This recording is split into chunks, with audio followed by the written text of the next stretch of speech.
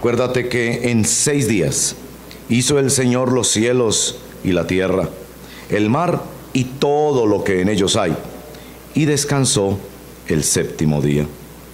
Por eso el Señor bendijo y consagró el día de reposo. 5. Honra a tu padre y a tu madre para que disfrutes de una larga vida en la tierra que te da el Señor tu Dios. 6. No mates. 7. No cometas adulterio. 8. No robes. 9. No des falso testimonio en contra de tu prójimo. 10. No codicies la casa de tu prójimo. No codicies su esposa, ni su esclavo, ni su esclava, ni su buey, ni su burro, ni nada que le pertenezca. Oremos. Señor, hoy llegamos a un mandamiento que todos aceptamos, que la legislación de los países desarrollan y se apropian de él, pero que como todos los mandamientos lo violamos permanentemente. Ten misericordia de nosotros, Señor. Ayúdanos hoy. Ayúdanos a entender tu palabra, espejo de nuestra alma, de manera que podamos entendernos a nosotros mismos y correr con tu santo temor hacia la persona del Señor Jesucristo, el único que ha cumplido la ley de Dios a cabalidad y el único que con su poder puede perdonarnos y cambiarnos para hacer posible que caminemos en esta ley maravillosa de la gracia de Dios. Te lo pedimos en el nombre de Jesús. Amén. ¿Qué haría usted si se encuentra una maleta con $500,000?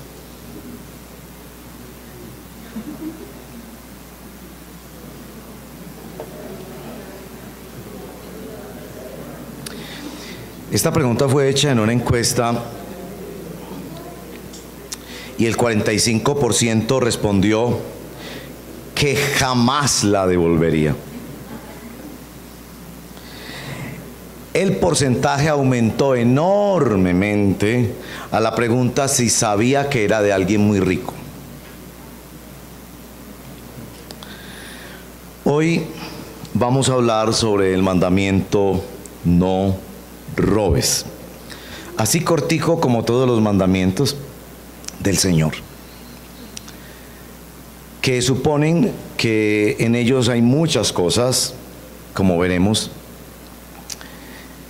que suponen que todos deberíamos entenderla. Esta es la ley explícita de Dios, dada mucho tiempo después de que Él ya había creado el mundo, pero que es ley implícita en la conciencia humana. No era la primera vez que ellos escuchaban o sabían que esto era ley divina. No robes.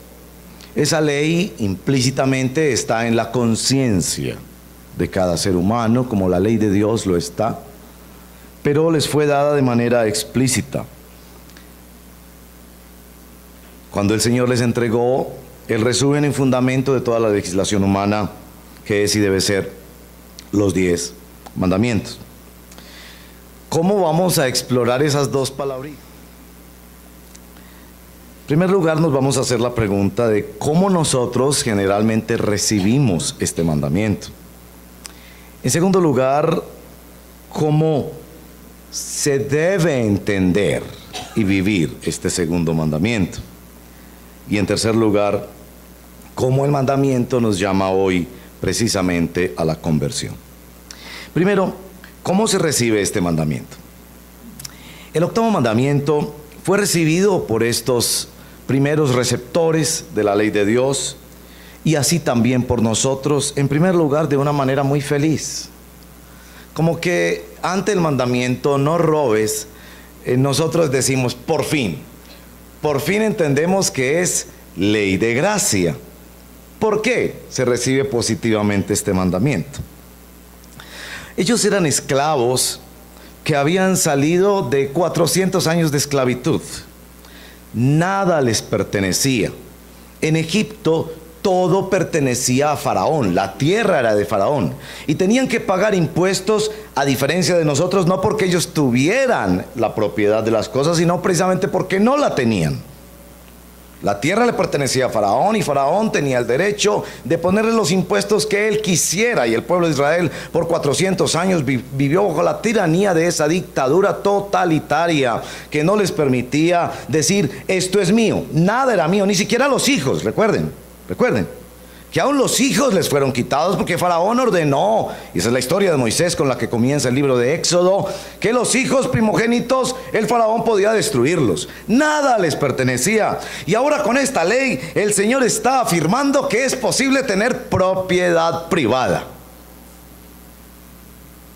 No solo eso, se estaba afirmando la libertad y el futuro cuando se les decía que iban a tener cosas que les podían robar. Serás tan rico que alguien te va a querer robar. Y encima de eso, Dios les está dando una protección para la propiedad privada, prohibiendo bajo la sentencia de ley divina que nadie te debe robar. Esta ley se desarrolla en el libro de Levítico capítulo 6, 19 y en muchos otros textos de la Escritura, con leyes inclusive que protegían al pobre que no podía tener suficiente para que pudiera tener suficiente. Leyes tan preciosas como la ley de la rebusca, que consistía en que no podías cegar o cosechar todo tu terreno, sino dejar los bordes para que los pobres pudieran tener. Leyes que si el pobre debía, se le debería devolver la capa en la noche, porque con eso se protegería durante la noche. Estos son esclavos que están escuchando que la ley divina les dice, puedes tener propiedad privada. Entre otras cosas, este mandamiento, dicen algunos técnicos al respecto, es el que contradice sistemas totalitarios o regímenes comunistas, porque está afirmando que es necesario, es posible y es protegido el tener propiedad privada. Así que estos esclavos estaban diciendo, por fin llegó una ley que es ley de gracia, que supone la bendición y la protección de Dios. Pero ellos, como nosotros, no entendían que en la ley de Dios hay un sí y hay un no. Ellos, como nosotros, pensaban que era muy fácil hacer el chulito en esa ley. Y descubrieron cosas como las que nosotros vivimos en la cotidianidad. Que tomarse el yogur mientras estás mercando en el supermercado para acompañar agradablemente el tiempo de las compras, autoinvitarte a ese yogur, es pecado. Que tener en tu estantería libros que tienen los nombres de otras personas porque no los has devuelto.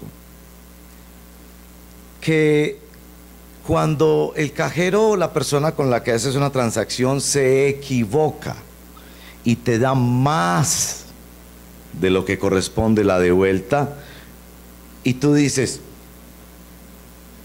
se equivocó, fue él. Eso es robar. Que no pagar los impuestos es robar. Que pastelear y hacer trampa en los exámenes del colegio es robar. Que postergar una deuda porque esa persona no necesita esa plática es robar. Que decir mentiras en nuestra información para obtener el Sisbén es robar. Que como se hizo la investigación en los Estados Unidos, 20% del tiempo laboral los empleados lo pasan en el Facebook, y eso es. Que comprar software o películas piratas es. Ahí nos damos cuenta que hacer el chulito no es tan fácil.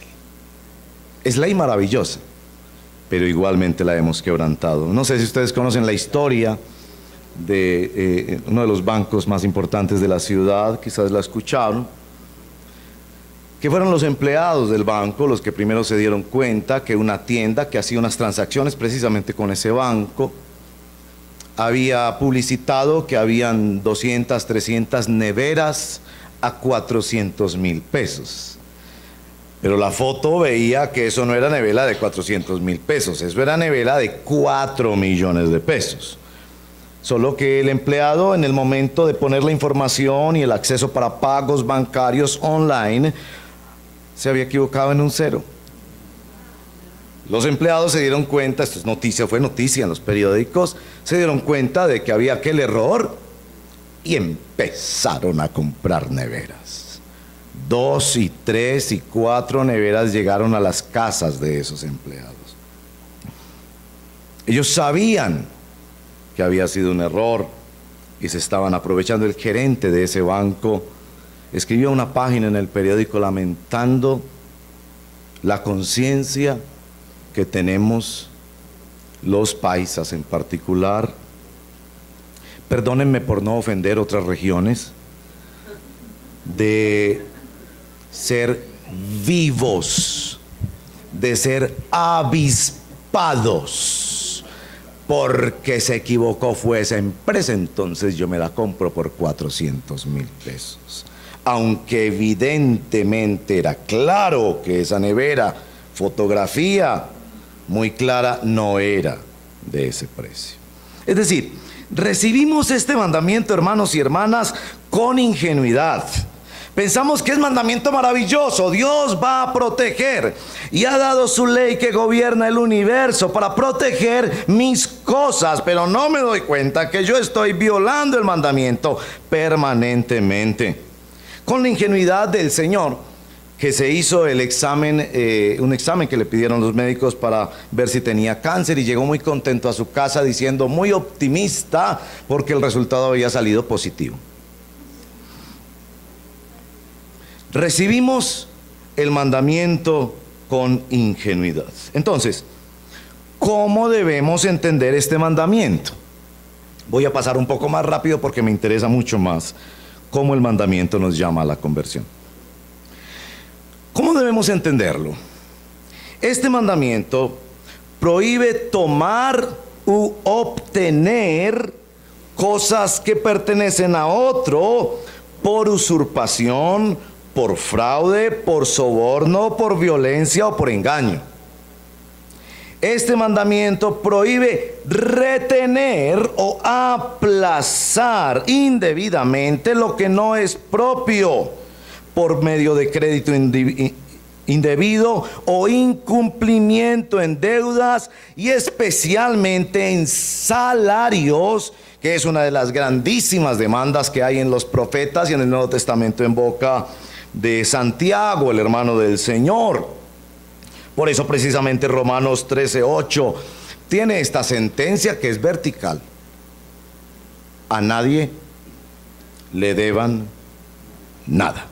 Ahora, no lo interpreten diciendo entonces yo no puedo tener una deuda hipotecaria, porque eso técnicamente no es una deuda. Técnicamente es un pago acordado a plazos. Y si yo he pagado el plazo de este mes, yo no tengo deuda con el banco. La tendré el próximo mes y me atraso. Pero la norma bíblica, por favor, es clarita y sencilla: a nadie deban nada, aparte del amarse los unos a los otros. Pero también prohíbe este mandamiento aprovecharse del pobre por medio de la falsedad y la mentira, la injusticia. En las Escrituras, por ejemplo, el secuestro es robo, es robar a un ser humano, y está castigado en las Escrituras, en la legislación judía, con la pena capital. Cuando revisas esto de que se prohíbe tomar o obtener de manera ilegítima, retener o aplazar o aprovecharse para ganancia personal, te das cuenta por qué. Cuando el Señor vio el templo y las festividades religiosas, escogió esta descripción del profeta Jeremías para el templo: cueva de ladrones. En su mente estaba este mandamiento. Somos personas que vivimos robando permanentemente. Y Aún así, como hacía el sicario que iba a que le echaran agua bendita a su arma para que le fuera bien en la vuelta, vamos a escondernos en las promesas y en las bendiciones de Dios sin evaluar nuestra vida. Miren la mente de nuestro Señor, que cuando fue capturado viene a preguntarles: ¿salen contra mí con espadas y con palos como si yo fuera un ladrón? Miren la mente de nuestro Señor, que cuando escogió voluntariamente ser crucificado para morir por ti y por mí, no escogió ser crucificado en medio de dos adúlteros, sino en medio de dos ladrones. Mira la mente de nuestro Señor, que cuando contrasta la obra preciosa que Él tiene como pastor de las almas, se contrasta precisamente con la obra del ladrón, que viene para hurtar, matar y destruir, pero que Él, por el contrario, viene a dar vida, y a dar vida en abundancia. Y como complementa 2 Corintios capítulo 8 y 9, que Él se hizo pobre para que tú y yo pudiéramos ser ricos. ¡Qué contraste tan extraordinario con nosotros! Bueno, eso es el mandamiento de no robar. ¿Te duele? ¿Todavía piensas que tú haces el chulito? ¿Todavía te vanaglorías, como lo hago yo, de decir que vengo de una familia de gente muy honrada? Honrados. Honrados. ¿Cómo debe llamarnos este mandamiento a la conversión? Quiero llevarlos en primer lugar a otro texto. Voy a llevarlos a dos textos de la palabra. Efesios 4:28, donde se testifica del discipulado en las siguientes palabras. 4:28 de Efesios: el que robaba, que no robe más, sino que trabaje honradamente con las manos para tener que compartir con los necesitados. Miren que la conversión no es en negativo solamente. No robes, sino deja esa conducta de robo y construye, haz empresa, pídele al Señor prosperidad. ¿Para qué? ¿Para qué? Para que tengas para dar más. La oración preciosa del cristiano: dame más para dar más. Una oración donde nos comprometemos con el Señor. Yo oro eso todos los días. Yo lo oro por mi vida y por mi iglesia. Danos más, para tener más, para dar más, porque Dios se va a complacer en llenar, a rebosar los graneros de almas generosas. Porque Pablo expresa el discipulado y la conversión cristiana a los creyentes de los Efesios en estos términos del robo. Se sabe que muchos de los convertidos eran esclavos. Los esclavos en Roma no tenían derecho a propiedad, a diferencia de los esclavos en Israel.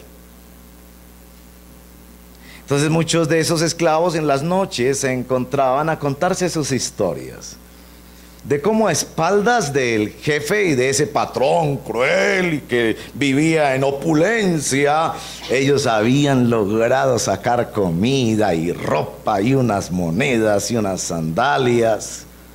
Y entonces el cristiano llegaba a esa misma reunión en la noche, donde en el patio de la casa se reunían los esclavos a hablar un poco, a planear o a descansar.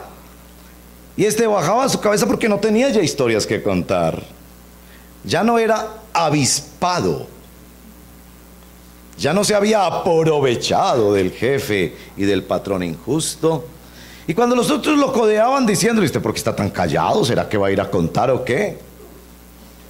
Decía: no, es que yo ya no hago eso. ¿Por qué no hace eso? Porque yo amo a mi Dios, que me envió a uno que se hizo pobre para que yo tuviera riqueza. y yo creo en su bendición sin tener que manchar mis manos con el delito. Y Pablo ve la necesidad de decirles desde la palabra del Señor que esto es discipulado cristiano. ¿Cómo nos llama este texto a la conversión? En primer lugar, quiero mencionar dos personajes. El primero ustedes lo conocen bien, Zaqueo. Capítulo 19 de Lucas, Jesús destaca que la salvación ha llegado a esa casa. ¿Por qué ha llegado la salvación a esa casa? Porque hay grandes sentimientos de exaltación religiosa. Porque de repente el patio de aquella casa se llenó de adoradores que levantaban las manos. Porque este señor fue bendecido y prosperado. En esa ocasión, el Señor destaca que la salvación ha llegado a esa casa porque alguien que robaba se convirtió. Y sí que robaba. Zaqueo era cobrador de impuestos. Tenía soldados a su disposición y Roma, por ser un imperio totalitario, ponía los impuestos que quisiera. Todo eso no era democrático. Y los soldados llegaban con Zaqueo y a Zaqueo le habían ordenado que aquella casa, por su tamaño y por su hacienda, debería contribuir con 20 denarios. Pero Zaqueo no era bobo. Porque uno podrá ser manso, pero no menso. Zaqueo había trabajado muy duro. Zaqueo tenía muchas responsabilidades y además su trabajo era muy peligroso. Entonces se le venía a Zaqueo la idea de, ¿cuál 20? Tirémosle a esta gente que es capaz, 50. Y esta gente no sabía, no había un código de impuestos en Roma, nada que ver, sencillamente son 50 y son 50, y si no usted va para la cárcel o se expone inclusive a ser herido, maltratado o aún muerto. A Roma se le paga. Era la ley de la bota romana, no había otra opción, usted pagaba. Zaqueo se embolsillaba 30 y enviaba a Roma 20. Y cuando por la conciencia de Zaqueo se le cruzaba alguna cosa, decía, no, pero es que allá saben que la vuelta es así. Pero cuando llegó la salvación a su casa, dice, esto no es justo. Todo esto que yo tengo, yo no lo merezco. Y ha sido producido con injusticia, entre otras cosas. Cuando Jesús habla de la riqueza, Jesús dice que todas las riquezas son injustas.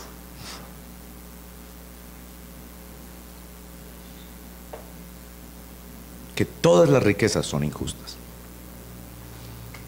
Es decir, que no hay riquezas bien habidas en el sentido moral de la palabra. Detrás de la riqueza hay salarios de miseria.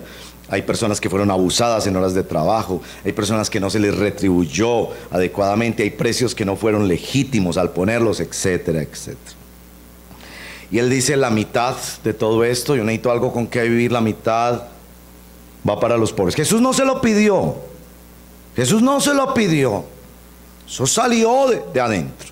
Como es la salvación de Dios. Salió de adentro. No hubo maldiciones desde un púlpito que, oh, haces esto. No. Salió de adentro. Y a renglón seguido, Zaqueo hace un ejercicio que vale la pena para ustedes que les gusta investigar temas bíblicos, explorarlo profundamente. Zaqueo hace un ejercicio de memoria. Si a alguien yo le debo, le he robado, que no se lo había pagado, se lo devuelvo. ¿Recuerdan cuántas veces? ¿Cuántas veces? 4 veces. El ejercicio de la memoria es muy importante porque si hay una cosa que a uno se le olvida es este mandamiento. Estoy seguro que usted como yo vamos a revisar en nuestra casa libritos Las señoras en la cocina, cositas. Ay, esto es de mi hermana. Ay, esto es de mi prima. Ay, sí, es que se me había olvidado. Y el esposo le dice, hace más o menos, cuando hace como 25 años. Porque nosotros hacemos redefiniciones del robo. No es robo, es un préstamo indefinido. No es robo, es que él no lo necesitaba. Qué lindo, ¿no? Y Zaqueo piensa en la restitución como un elemento de la conversión evangélica. La restitución, hay que restituir a las personas que han sido dañadas. Muy importante porque ese concepto aplicado hoy en día para el posconflicto y viene de la palabra de Dios, está por todos los lados en la legislación de Levítico, la restitución. Pero es una restitución basada en la memoria, porque se da cuenta que nuestra memoria es profundamente traicionera. Nosotros escogemos qué recordar. No se nos olvida cuando alguien se quedó con algo de nosotros. Eso sí no se nos olvida. Lo recordamos a pie juntillas. Cada cosa que el otro no me dio. Me acuerdo ese día que le presté 5,000 pesos para el taxi. No me los devolvió. ¿Hace cuánto? No, hace como 5 años.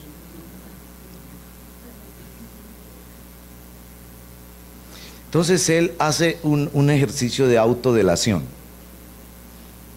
Porque al decir 4 veces, todo mundo empezó a echar memoria. 4 veces. A ver, acordémonos bien este señor. Eso, hermanos y hermanas, es la conversión cristiana. Pero la conversión cristiana mayor es la que nos presenta el libro de Malaquías. Y quiero concentrarme en ese punto, porque la verdad, hermanos, les soy sincero, en la última semana he sido muy sacudido por este mandamiento del Señor. Yo he violado este mandamiento del Señor. El profeta Malaquías hace una relación entre las 2 tablas de la ley inesperada. El mandamiento de no robar tiene que ver con la segunda ley, es decir, con nuestra relación con el prójimo, con el vecino. Las 4 primeras leyes son con respecto al Señor: la adoración exclusiva, la adoración práctica, la adoración excluyente, la adoración cotidiana, los 4 mandamientos de la ley: adorar y amar a Dios con todo y sobre todo. Pero Malaquías ve que nuestro principal acreedor y la persona a quien más hemos maltratado en la violación de este mandamiento es nada más y nada menos que nuestro Señor. Y que la conversión en términos proféticos, el volver al pacto, el volver a Dios,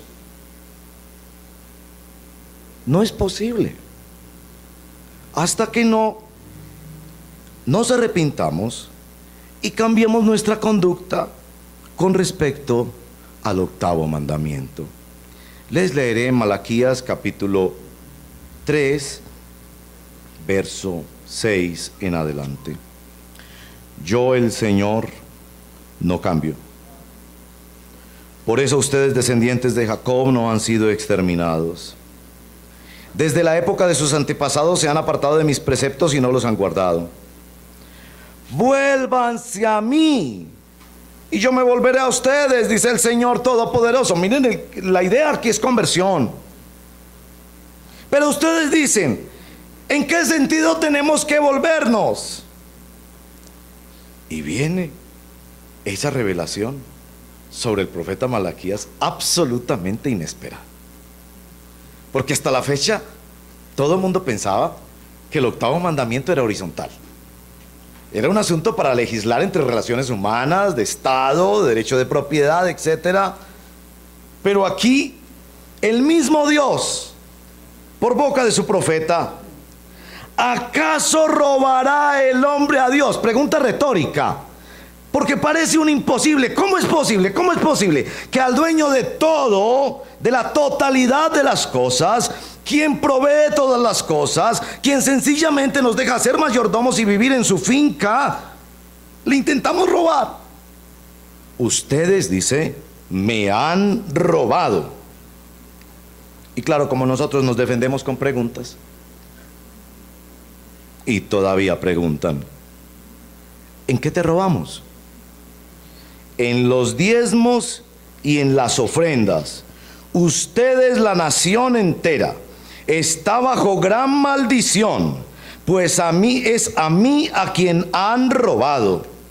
Traigan íntegro el diezmo para los fondos del templo, y así habrá alimento en mi casa. Pruébenme en esto, dice el Señor Todopoderoso, y vean si no abro las compuertas del cielo y derramo sobre ustedes bendición hasta que sobreabunde. Exterminaré la langosta, porque la bendición es sobre el trabajo, no sobre ganancias ocasionales. Exterminaré la langosta para que puedan trabajar y su cultivo no se arruine, y las vides en los campos no pierdan su fruto, dice el Señor Todopoderoso. Entonces todas las naciones los llamarán a ustedes dichosos, porque ustedes tendrán una nación encantadora, dice el Señor.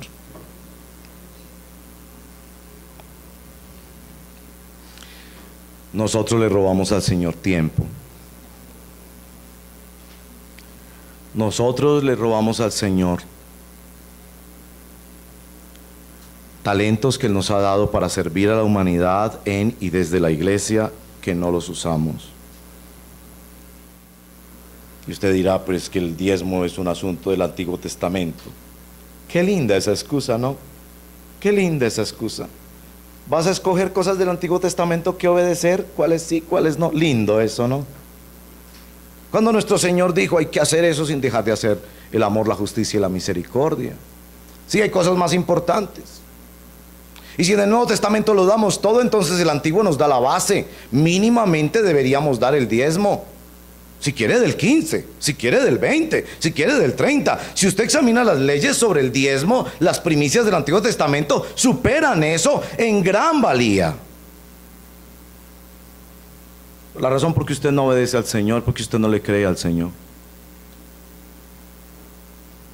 Tú no le crees al Señor. Y tú piensas que la conversión es un asunto de emociones. Póstrate, llora, eleva tus manos, grítale al Señor. Bien, son experiencias y momentos extraordinarios. Estamos en una generación donde la comunicación y el aprendizaje está conectado activamente con las emociones. Bien. Pero tú no estás convertido hasta que no te toquen el bolsillo. El corazón del hombre está en el bolsillo. Dime cómo manejas tu plata y te diré quién eres. Dime cómo manejas tu plata y te diré quién eres. Dime qué cosas tocan tu bolsillo y te diré qué cosas amas. Y hermanos y hermanas, ningún texto me confrontó a mí más que la historia de Elí, el sacerdote. Siervo de Dios, que había descuidado la casa de Dios. ¿Por qué? Porque había malcriado a sus hijos. Dejaba a esos muchachitos hacer de todo y les daba de todo. Y lo que hizo fue criar unos bandidos que prostituyeron el templo del Señor. Pero la sentencia del Señor cuando viene el juicio sobre aquella familia es la siguiente: has honrado a tus hijos más que a mí. Hermanos, esa sentencia de la Escritura a mí me desbarató esta semana. Porque yo para mis hijos y ahora para mis nietos, lo que sea.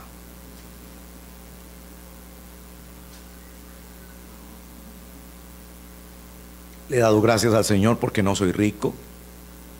Porque si yo fuera rico, les compraba un carro, les daba un apartamento, los mandaba a viajar, les daba todos los juguetes y todas las cosas que quisieran.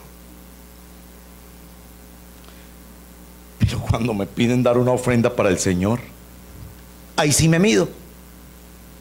Ahí sí tengo excusas. Ahí sí tengo planeación. Ahí sí tengo sabiduría en el manejo financiero. ¿Qué es eso? Sino que honramos más a los hijos que a Dios. ¿Qué es eso? Sino que estamos dispuestos a entregarnos hasta el sacrificio y las deudas más tontas para darle placer a nuestros hijos. Y cuando nuestro Dios nos dice que la obra de Dios necesita recursos, que hay cantidades de jóvenes en esta iglesia que quieren ser misioneros, que hay cantidades de iglesias que plantar, ministerios que apoyar en esta ciudad, que el seminario bíblico necesita nuestras ofrendas, y si decimos no, hay que actuar con sabiduría, hay que manejar muy bien los recursos. Es que yo ya di mi diezmo esta semana. ¿No les parece? ¿No les parece que es la misma sentencia de Elí? Has honrado más a tus hijos que a mí, dice el Señor, porque a tus hijos les da todo lo que tú pudieras darles, y para la iglesia tú eres un miserable. Das monedas. Y lo peor de todo, me vino en una frase de Nelson Mandela, que la vi en un letrero en el hospital de la Congregación Mariana, una organización que hace una obra de caridad y de servicio humanitario precioso en esta ciudad. Entré ahí a visitar a alguien en el hospital y vi ese letrero de Mandela que decía: una obra de caridad, un servicio a los pobres no es una obra de caridad, sino un acto de justicia. Nelson Mandela. Yo quité la palabra obra de caridad y puse diezmo. Ofrenda al Señor. Porque inmediatamente me vinieron estas reflexiones en cuanto a que muchos de nosotros queremos que nos feliciten por ofrendar y diezmar. Nos sentimos que estamos haciendo una gran contribución. No sentimos, escuchen bien, no sentimos que cuando diezmamos y ofrendamos estamos haciendo justicia. Es que me ardería en mis bolsillos quedarme con plata que no es mía. Esa plata es de Dios. Me ardería en mis bolsillos quedarme con tiempo que no es mío. Ese tiempo es de Dios. Es injusto y pecaminoso robarle a Dios. Y entonces fui a una iglesia en estos días, porque me tienen mucha misericordia y me invitan a predicar. No voy a decir la iglesia porque amo esa iglesia y la respeto profundamente, pero miren lo que encontré en el sobre de diezmos y ofrendas. Señor, te agradezco por tu fidelidad. Bien. Y declaro que con la siembra de esta semilla tú me bendecirás con 2 puntos, y la persona agrega qué es lo que Dios le va a bendecir.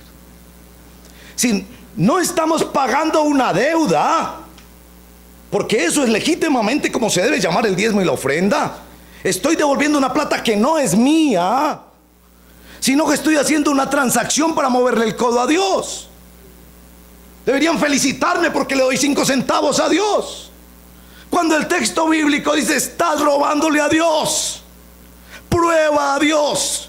Dale, no le des el diezmo, porque tu diezmo no es bíblico. No le des el diezmo, dale el 15%, dale el 20%. Haz como ese hombre famoso que llegó a darle el 90% a Dios y vio la prosperidad y la riqueza que no cabía en sus manos, porque sabía que Dios quería hacerlo un canal de bendición y no un estanque de bendición, porque sabía que Dios, aquel que entiende sus principios y su forma de administrar el universo, le da generosamente, porque entendía que esa persona sabe que todo lo que tiene no es de él, que él no es más que un mayordomo, y que cuando le devuelve al Señor no está esperando que se toquen trompetas, porque no está haciendo ninguna obra de caridad, no está sembrando, no está haciendo trueque con Dios, está haciendo un acto de justicia. Dios ordenó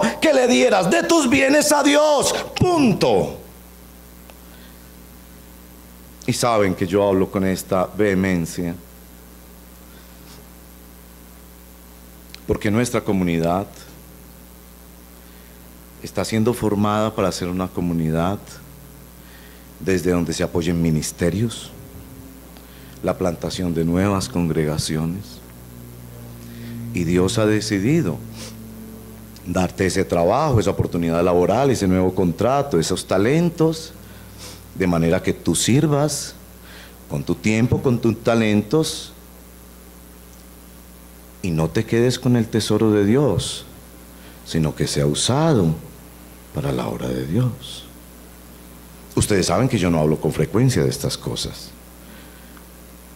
30 años de ministerio saben eso muy claro. Ni que voy a pronunciar maldiciones al respecto ni nada de eso. Les voy a enseñar la palabra de Dios. Y tú no tienes derecho a decir, no, es que como yo no tengo un trabajo fijo, no, es que como yo soy un estudiante, no. Todos recibimos. Y todos podemos sacar diezmo o más para dar a la obra del Señor.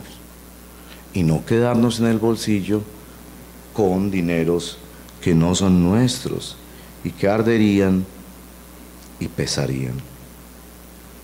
Quiero de nuevo llamarte a la obediencia al Señor como la conversión a la que llama este mandamiento. Oremos. Ahora, recibas el arrepentimiento de tu iglesia.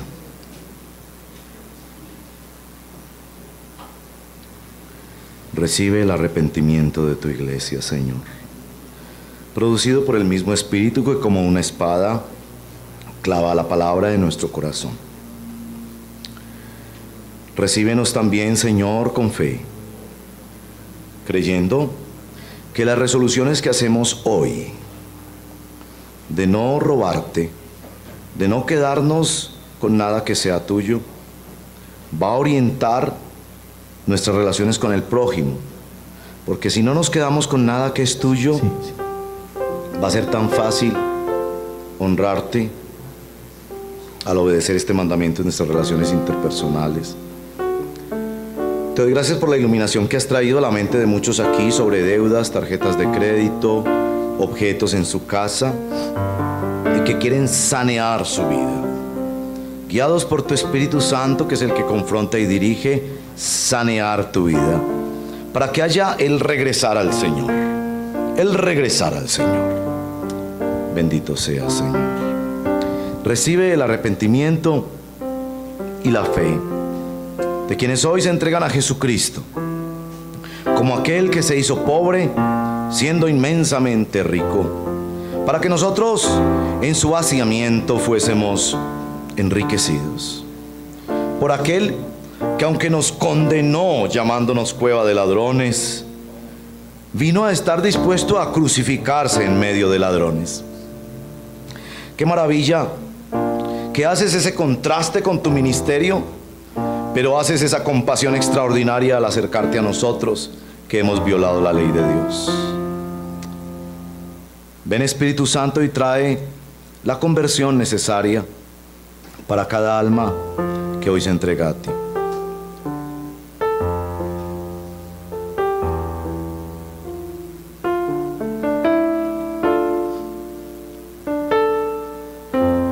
Hacemos hoy ante tu altar un compromiso de vivir en santidad. Hacemos hoy ante tu altar un pacto de hombres que te quieren agradar,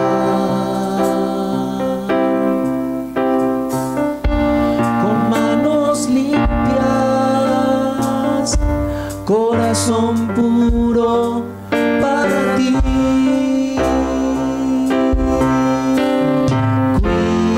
Cuidaré mis ojos,